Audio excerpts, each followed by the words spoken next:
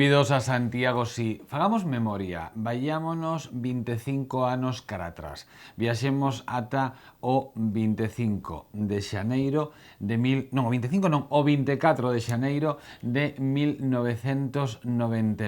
Fagamos memoria e non solamente eu, porque realmente quen ven a facer memoria aquí é o profesor García Iglesias. Benvido. Hola, benvido. Si agora lle pregunto eso, que pode lembrar de aí 25 anos o 24 de xaneiro? Nervos, relax xa, todo tiña que sair ben? Bueno, foi un día en que principiou unha historia. Despois dun tempo longo de preparación, que levou pois prácticamente un ano de traballo, pois iniciamos un percorrido interesantísimo. Interesantísimo, que forma parte da memoria. Vamos xa aclarar o que estamos a falar, que eso é importante en televisión. Se eu lles digo a todos vostedes Galicia no tempo, dirán, aquelo era a exposición. Sí, foi unha grandísima exposición. A exposición, non é grande, foi a exposición. Foi unha exposición importante. Eu lembro perfectamente de que un membro importante do goberno daquele momento, aquel día dixo, bueno, isto xa é un éxito. Vendo como pois había moita xente ali, estaba a Raíña de España, estaba o presidente do goberno, estaba o ministro de Cultura, estaba Jordi Pujol, pola relación intensísima que tivemos naquel proxecto con Cataluña. Había moita xente e aquilo sonaba a éxito, non? Eu lle dixen a aquela persona que me comentaba aquelo, dixelle, bueno, o éxito ten que empezar a partir de hoxe. E foi un éxito moi cementado en moitas cousas. Primeiro, en ter unha gran exposición. Segundo, en haber acertado co espacio onde había que facer aquela obra. San Martiño Pinario. San Martiño Pinario, sí. Efectivamente. Terceiro, porque o traballamos moito no sentido de... Aparte, perdón, unha cousa, sí. era a primeira vez que se utilizaba San Martiño Pinario como espazo expositivo, esa... É que vamos a ver, nós cando chegamos con esta exposición a San Martiño Pinario, non quero decir con isto que fora unha ruína, pero casi era unha ruína. Estaba absolutamente estropeado o que era o conxunto do coro. O coro era como unha esponxa, o coro que está detrás do retábulo maior. Un agarraba a madeira, facía así e se movía a madeira do coro. Os retábulos estaban nunhas condicións nos seus dourados e policromados francamente negativas. Todo era humedade. Entón, así como moitas veces as olimpiadas ou exposicións universais sirven para poñer en valor zonas dunha cidade ou darlle... Aquí sí que o foi. Aquí serviu non para... E despois outra historia que tamén complementaba esta idea dun templo que estaba semi-abandonado. Todo o que era o conxunto do claustro na parte que mira hacia as capas de San Xoán, hacia a parte superior do conxunto de San Martín Pinario, hacia esa calle de a Moeda Bella, que lle chaman, a Rúa da Moeda Bella, toda esa parte estaba en ruínas. Era un mal almacén, as ruínas dun antigo seminario, e todo aquilo foi parte da obra, precisamente do ano anterior, do ano de 1990, en poñer en valor todos aqueles espacios para futuros espacios expositivos, para o arquivo e outros servicios de carácter máis menos cultural. Entón, esa foi a primeira parte, non? A parte de recuperar un espacio urbano, un conxunto histórico. Naquel momento, o que son as cousas, todo ese mundo en aquel momento nacente, que era o mundo próximo á droga, marxinal, estaba na porta da igrexa de San Martiño Pinario. Unha das razóns polas que, unha máis, polas que tamén fomos ali foi por eso, dicir, bueno, isto temos que incluílo dentro do que é o núcleo urbán de outra maneira, de outro xeito distinto, non? Entón, foron varias as razóns que levaron a que fora San Martiño Pinario. Naquel momento, o que queríamos facer, o que se quixo facer, foi unha historia da arte galega, Galicia no tempo, dende un espacio concreto da cidade, intentando poñer en marcha moitas cousas, algunhas dunha maneira absolutamente consciente e outras non tanto, non? Viaxemos primeiro, o sea, fagamos outra viaxe cara atrás. Estamos nos 25 anos, cúmprense 25 anos da inauguración daquela magnífica exposición que se chamaba Galicia no tempo, pero viaxemos un ano máis atrás, 26 anos cara atrás, cando empeza a pensarse, non? Como nace a idea de facer esta exposición? É un encargo que lle fan a vostede? Sí, eu encargo. estaba en aquel momento en Estados Unidos. Me chamou, a miña muller me chamou, me dixo, bueno, chamou o presidente do Parlamento que quería falar contigo porque queren facer unha gran exposición aquí en Santiago. Eu cheguei a Xa Santiago... nacía con alma de gran exposición. Sí, sí, nacía por unha razón moi concreta, porque un proxecto estaba nacendo en Castilla e León, que era o proxecto Las Edades del Hombre. Efectivamente. Entonces, do Manuel Fraga Iribarne debeu de ir a ver en Valladolid, que foi a primeira, digamos que parte de Las Edades del Hombre, aquela exposición, e dixo, debeu de decir el, eu quero algo polo estilo para Galicia. Porque yo dixo ao presidente do Parlamento? Pois, seguramente porque naquel momento o que era a Consellería de Cultura, que a levaba don Daniel Barata, era moi cercana ao que era o mundo do presidente do Parlamento, procedían do mismo grupo político, non? Sí, sí. Entón, a miña relación, curiosamente, co presidente do Parlamento era moi cercana no sentido de que eu xa fixera 2 exposicións en Ourense, sendo el presidente do Parlamento, e foi cando el me coñeceu. Fora unha exposición dedicada a Manuel Prego e unha exposición despois dedicada a Xaime Quesada. Entón, eu xa tiña un certo currículum con Vitorino Núñez, que era o presidente, foi o que me chamou para esta historia que me presentou en definitiva a don Manuel Fraga. Entón, a min dixeronme, tes que ir a Valladolid a ver aquela exposición, xa a coñecía. Sí. Tes que ir a ver aquela exposición. Esa exposición tamén estivera en León. Estuvo en moitos lugares e sigue facéndose, o proxecto sigue adiante, non? Entón, con aquelas posibilidades, fixemos xa un pequeno equipo de traballo, onde estuveron personas como Ángel Sicar Jiménez, estaba Francisco Fariña, José Carlos Valle, xente que naquel momento pois estaba dirixindo museos e que tiña unha formación importante no mundo do patrimonio cultural. E foi como se puxo aquilo en marcha. Recordo que foi con Ángel Sicar os dous os que andivemos buscando por Santiago un lugar. E cando dixemos o lugar que nos parecía oportuno, nadie puxo ningún inconvinte, a pesar do que lle decíamos das dificultades que o lugar tiña, non? Despois, pasado o tempo, era curioso aquilo, porque eran tempos onde cada 15 días o presidente do goberno pasaba pola exposición, antes de facerse, estou falando no ano anterior, para ver como iban as cousas. O sea, el colleu un gran empeño con aquela historia. Como un xefe de obra, non? Exacto, prácticamente era un xefe de obra. Entón, recordo unha vez que el sabía moitas cousas de San Martiño Pinario, entonces un día lle preguntei, presidente, usted como sabe tanto desto? Dixo, porque eu, cando era estudiante, resulta que había un exercicio para ser diplomático que era un tema a elexir. E eu elexín de tema San Martiño Pinario. San Martiño Pinario, as voltas que dá a vida, non? As voltas que dá a vida. Ese Fraga estudante acaba sendo Fraga presidente que visita... Fraga presidente que nun determinado momento, un determinado tema, pois lle interesa e sabía moito realmente de San Martiño Pinario. Entón, aquela exposición foi unha exposición que primeiro fixo unha selección de pezas absolutamente excepcional. Cal era a marxe temporal? Ese Galicia no tempo estaba... Toda a historia. Toda a historia estaba. Actualidade... Recollimos os máis, digamos que, as testemunhas máis antigas da arte de Galicia na prehistoria, nunha serie que lle chamábamos As Raíces. Despois viña todo o arte medieval nunha parte que lle chamábamos O Camiño. Depois había outra parte que se chamaba O Esplendor, que era todo o mundo do Renacemento, do Barroco, e depois toda a última etapa, que se chamou a Nova Identidade. Eu recordo, por exemplo, no ano 90, no ano anterior, que falei cos membros de Milladoiro, dicíndolles que sería oportuno que esas 4 partes tiveran cada unha a súa propio son, a súa propia música. Eles fixeron unha. E así fixeron unha das obras... Unha banda sonora. Unha banda sonora que realmente eu todavía lembro con moitísimo cariño. E que é moi curioso como unha exposición, non? Que hoxe en día non... Bueno, quizás porque hai moito máis, non poñemos tanto en valor, pero nese exemplo, esa exposición, esa Galicia no tempo e 25 anos, como deu lugar a esa banda sonora de Milladoiro, que se arreglara San Martiño Pinario, que houbera unha serie de televisión... Que se fixera restauración, moita restauración. A restauración en Galicia, o que é a gran restauración en Galicia, que non había ata o ano 90, naceu a partir de Galicia no tempo. É dicir, este país precisou a partir daquel momento de ter as obras restauradas e non repintadas. E tivemos que traer, por eso estaba libre. É importante esa puntualización, restauradas, non repintadas. Non repintadas. E eso, para facer eso, tivemos que botar man precisamente porque iban máis adiantados que nós de Cataluña. Foi a Escola de Restauración de Cataluña a que prácticamente se trasladou durante un verán inteiro, o do 90, aquí a Santiago de Compostela para poñer en marcha todo un proxecto de restauración que foi certamente importante. E cada unha desas imaxes que volveu a súa igrexa de orixen, despois de Galicia no tempo, foi unha especie de testemunha, de exemplo de como había que facer as cousas, e iso tuvo moita importancia.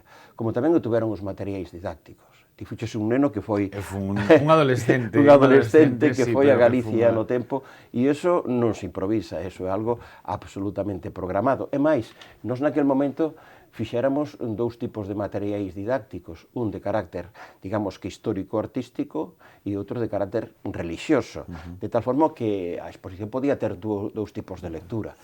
Xa que falamos de arte religiosa, está o arte sacro, lóxicamente, era doado, entre comiñas, acceder a él, pero non era aunque era unha exposición que tamén contaba que a colaboración do arcebispado, non era unha exposición meramente religiosa. Non era unha exposición meramente religiosa. Entón, todo o resto das pezas, como se atopa? Pois mira, nós, cando fixemos, había un comisario por cada unha desas partes, Valle se dedicaba, por exemplo, ao mundo medieval. O sea, eran como 4 exposicións dentro dunha exposición. Pero absolutamente engarzadas, integradas. Eu recordo que a ese nivel puxémonos moitos retos. Vostede nesto foi listo, porque claro, a tentación da gloria está moi preto, non? Pero, claro, facerse cargo un só desa magnitude é mellor repartir. Eu no meu periplo vital, si algo fixen foi equipos. Equipos, non? Foi equipos, claro. E además penso que os equipos teñen que ser absolutamente interxeracionais. Eu non penso que un equipo debe de ter xente dunha determinada idade, debe de ter xente de todas as edades, para que haya mentalidades, formas de pensar, e iso enriquece moitísimo os equipos, non? E nese sentido, ali estiveron en cada unha das partes, estiveron escribindo de cada ficha a persona máis idónea para escribir daquelo. De aí que, por exemplo, o catálogo de Galicia no tempo sexa unha obra todavía hoxe absolutamente exemplar. Unha obra que, por certo, está publicada en 7 idiomas. Hai poucas obras que teñan tantas edicións, digo, neste xénero, do que son os catálogos, non? Tan alá chegou a programación, por exemplo, que de cada unha desas edicións, imaginémonos a edición alemana, hubo un momento en que nos preguntamos, bueno, cales son as 500 bibliotecas alemanas donde debe de estar Galicia no tempo? E contestamos a esa pregunta, e ali está Galicia no tempo. Nas máis importantes bibliotecas do mundo, en francés, en alemán, en inglés, en italiano, en portugués, en castelán, está Galicia no tempo, porque nun determinado momento pensamos que era o noso mellor embaixador a nivel de decir que cultura temos. E esa foi unha das cousas, creo que certamente importantes. Eu preguntaba, que interrumpinlle e estaba vostede comezando a resposta, eso, o arte sacro era doado, de atopar o resto da arte máis antiga, non? Como se accedeu a ela? Pois moito a través de museos. Dentro dos museos houve unha gran xenerosidade a hora de que nos cederan obras. Viñeron obras dende o Museo Arqueolóxico de Madrid a todos os museos máis importantes de Galicia, coleccións particulares, buscando pezas moi selectas, por exemplo, da arte contemporánea, para facer ese percorrido pola arte contemporánea. E houve pezas que foron certamente, estuveron ao fío do imposible, non? Eu iba a preguntar, cal foi a peza máis complicada, ou mellor por dimensións? Eu citaría ese respecto 3 pezas que foron especialmente delicadas, non? Indo por orden de antigüedade, quizás a máis antigua debe de ser do século IV, o que é o Sartego de Temes. O Sartego de Temes non estaba en calquera lugar, estaba empotrado, encastrado no arco triunfal da igrexa de Temes. Había que retirar aquela peza de ese lugar, claro. Había que desmontar en parte a igrexa para traer a peza. Entre esas sorpresas que che dá a vida cando faz unha obra deste estilo, resulta que esa peza que foi reaproveitada e colocada ali no século XVIII, pola parte de atrás estaba con pinturas do século XVI. Sumamente curioso o tema. Colleu valor unha vez que se desmonta. Gallou un valor máis. Outra peza que tamén moi interesante a nivel de reto que supuxo foi arrancar da súa capela, onde estaba tamén encastrado, o Sartego do Conde Santo de Vilanova de Lourenzá, cando truxemos ese sartego para Compostela, pois se levantou o sartego, se levantou a acta notarial, veuse o que había dentro, fixo un total estudio daquela peza. Eu todavía lembro con unha certa estremecemento cando con unha pluma de obra o sartego voou por San Martiño Pinario para metelo no lugar onde tiña que estar, unha cousa que un estaba dicindo, a ver que pasa, a ver que pasa, non?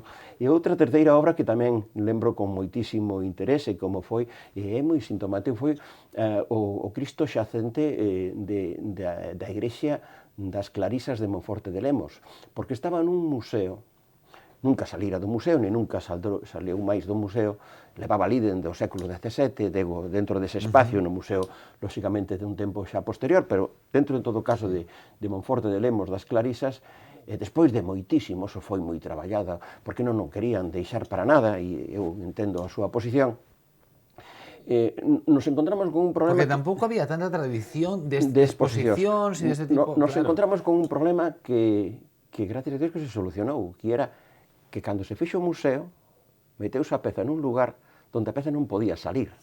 É dicir, se houbera un incendio... Isto é como cando levas unha peza desmontada, móntala e non hai xeito de sacarla non había xeito de sacarla dali, entón houve que facer unha porta máis grande, co cual o museo a partir de entón tuvo xa unhas condicións millores para poder, o sea que hai a veces, digamos que aportacións indirectas das exposicións que son moi interesantes e que pasan absolutamente desapercibidas para todo tipo de público. Hoxe estamos a falar co profesor García Iglesias de Galicia no Tempo, unha exposición que se levou a cabo, que se desenvolveu en Compostela hai xa 25 anos, cúmprense nestes días o 25 aniversario desa exposición. Facemos un pequeno parón nesta conversa e continuamos a falar con el. Libraría Couceiro, no corazón de Compostela. 5 plantas cunha ampla oferta para todo tipo de públicos. Literatura infantil e galega, guías de turismo, novidades en español... Dispoñemos dunha sección con numerosos exemplares en oferta. Na Praza de Cervantes, Libraría Couceiro. Hoxe na Libraría Couceiro imos falar de 3 autores que xa non están entre nós, ou 3 persoeiros relacionados coa cultura galega que xa non están entre nós, pero que seguen a espertar a curiosidade dos novos autores e sigan a publicar cousas sobre eles. Bueno, ainda que é unha reedición dunha peza. Comezamos pois co deste ano. Co Manuel María. Manuel María.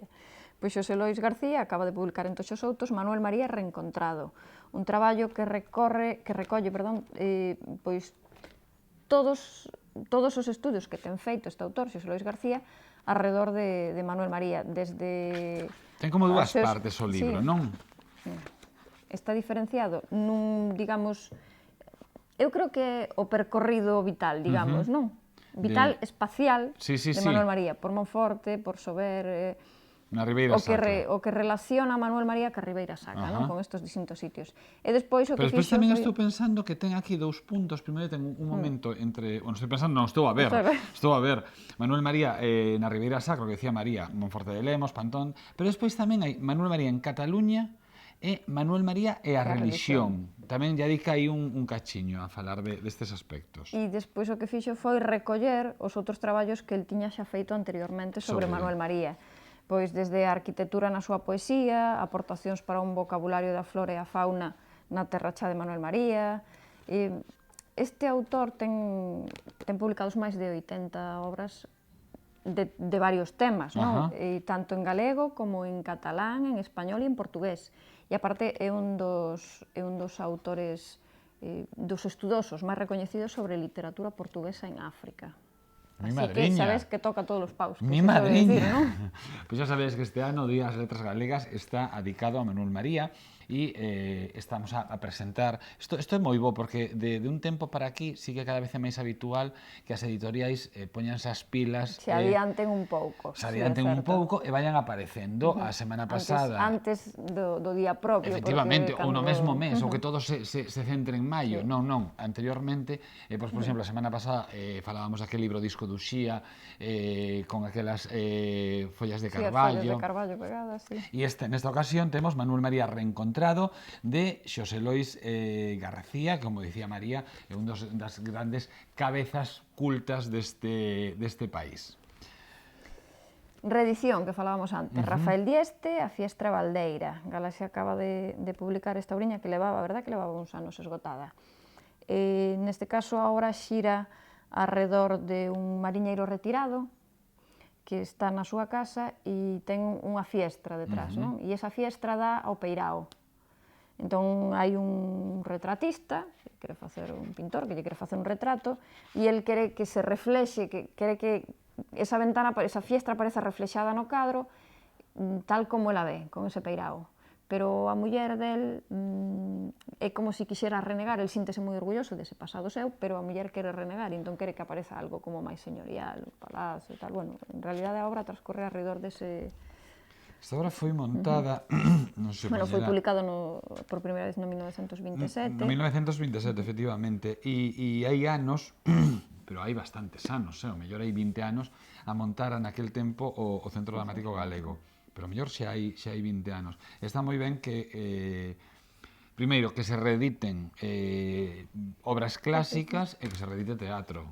E que se edite e reedite teatro. Pois de Rafael Dieste, A Fiestra Baldeira.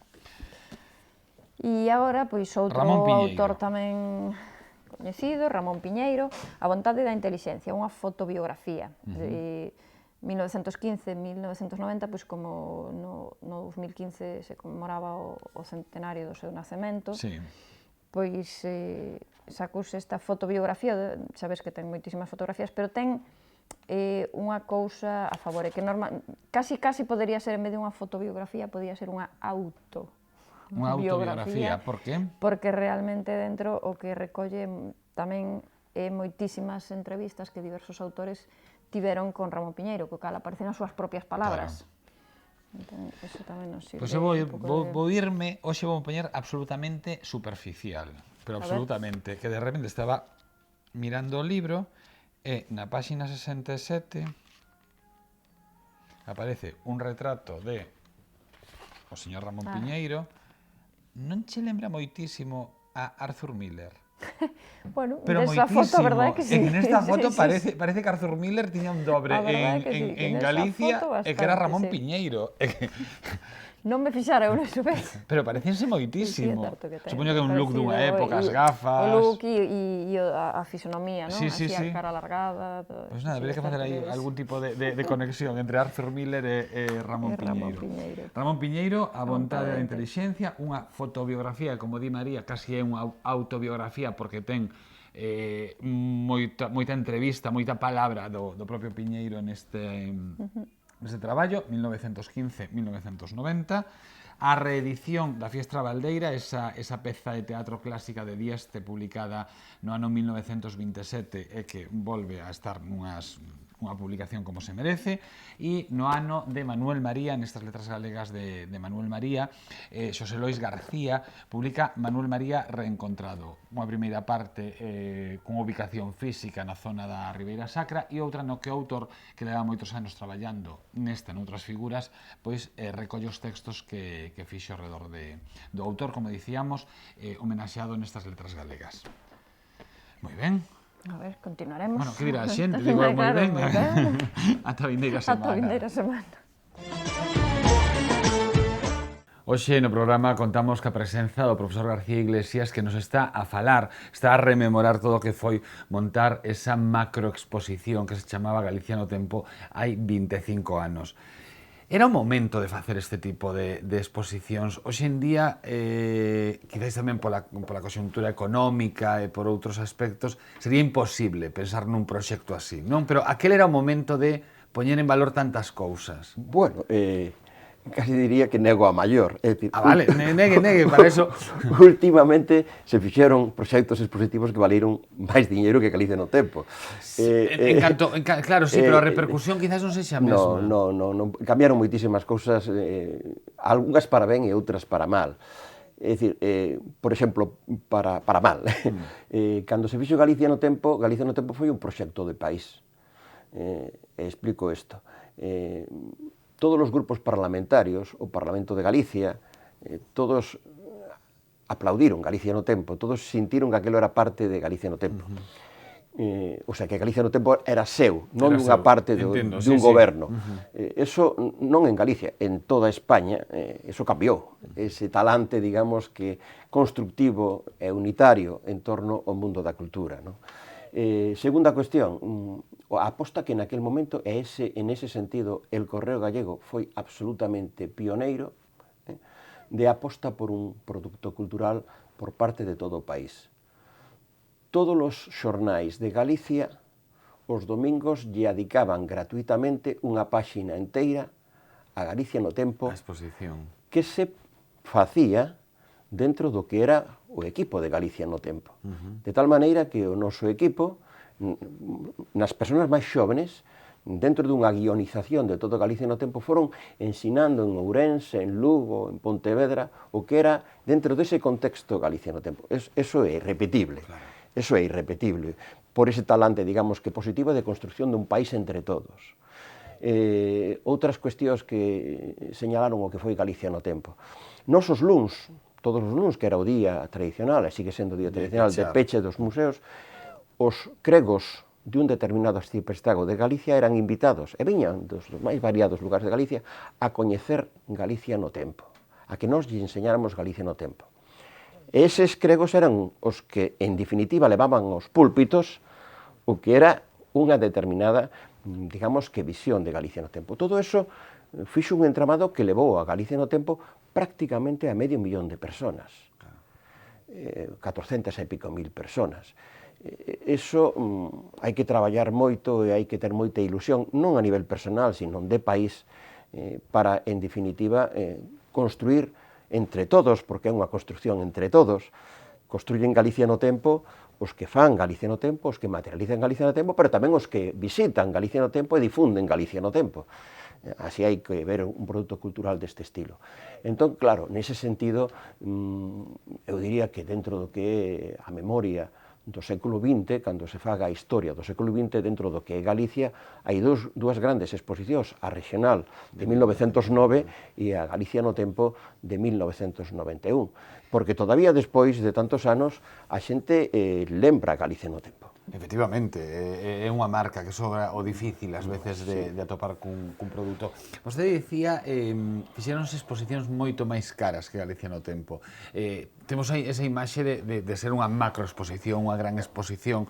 Foi vostede moi formiga, xa sei que non era unha cuestión de vostede en concreto, refírome, souboselle sacar bo partido ao presuposto que había? Total, ou sea, foi unha cuestión na que, por exemplo, todo o mundo da restauración foi feito con precios do que era sencillamente o desplazamento do personal que veu de Cataluña e pouco máis, donde realmente o tema do que foi o transporte fixose nos precios absolutamente baixos.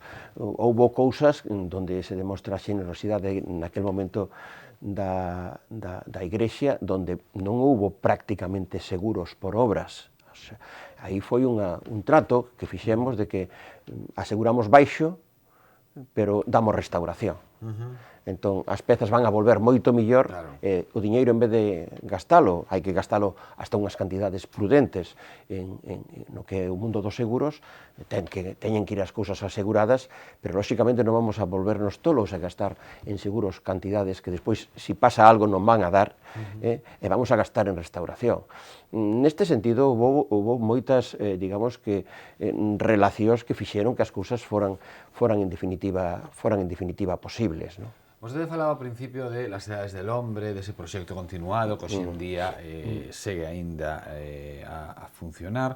E Galicia no tempo tamén tiña nesa orixe un pouco ese ansia, non, de continuar no tempo. Sí, pero... Non tiña sentido? Non, sí que tiña sentido. O que pasa é que no mundo de Galicia foron, digamos que, pasando outras cousas que ao mellor hubiera sido positivo, sin dúbida, que hubiera unha sucesión de Galicias no tempo, pero claro, no ano 93 xa foi Xacobeo, entón, nese contexto, naquele momento, as autoridades pensaron que había que facer outra cousa distinta en clave xacobea, entón cambiouse o paso a cara ao mundo xacobeo. Dentro do que é a experiencia personal miña, eu traballei a partir de entón, digamos que en outros proxectos máis menos parecidos a Galicia no tempo, que se aproveitaron, por suposto, da experiencia, dos acertos e dos posibles desacertos de Galicia no tempo, mellorando, lóxicamente, o modelo, como foron, por exemplo, dentro da miña trayectoria, o que foi Galicia Fúlgete no quinto centenario da Universidade, o que foi Galicia Terra Única no 97, o que foi o Xacobeo do 99, o Xacobeo do 2004, son proxectos que derivan de Galicia no tempo con outras marcas diferentes, pero, por exemplificalo dende Santiago, o que é San Martiño Pinario hoxe é unha suma de Galicia no tempo, máis Galicia Terra Única, máis Xacobeo 99, e todo eso foi sedimentándose no que é hoxe en día a colección visitable de San Martiño Pinario. Cando un ve, por exemplo, San Paio de Antaltares no seu museo, é unha deriva, en definitiva, dun modelo de traballo.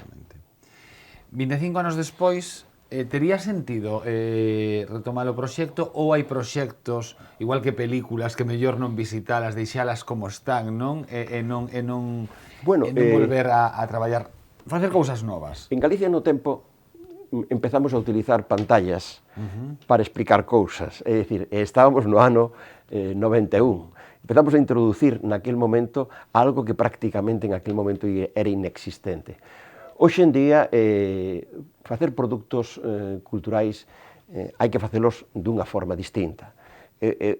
O Galicia no tempo podría ser hoxe un proxecto de país, pero tendo en conta todas as posibilidades, as potencialidades do que é o mundo das redes sociais, do ciberespacio, do tratamento virtual de moitísimas cousas que naquel momento se intuían, pero non se podían desenrolar.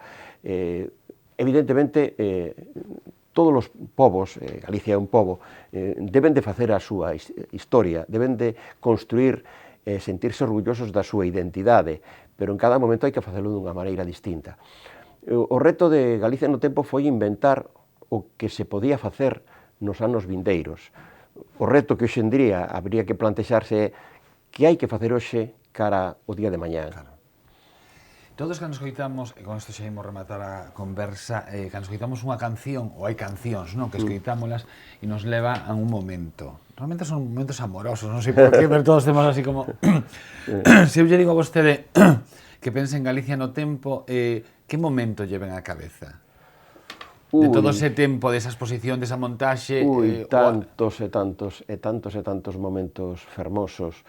Eu lembro cousas como, por exemplo, o pobo de Corcubión, parte do pobo do Corcubión, cantando ante o seu San Marcos.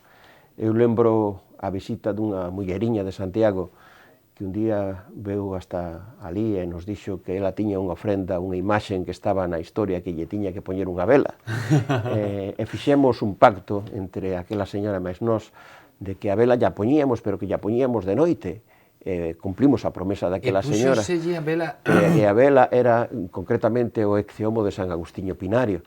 Perdón, de San Agustíño, da igrexa de San Agustíño. E púxoselle a vela de noite. Polas noites había sempre o guardia de seguridade, poñía a vela, cuidaba de que aquilo estuvera como Dios manda, e se cumpliu aquela, digamos que aquela obriga daquela boa señora. É unha preciosidade de historia máxica. Pois esas historias preciosas de pasear un solo a determinadas horas vendo como todo aquelo funciona, está quieto e tal, pois resulta certamente maravilloso.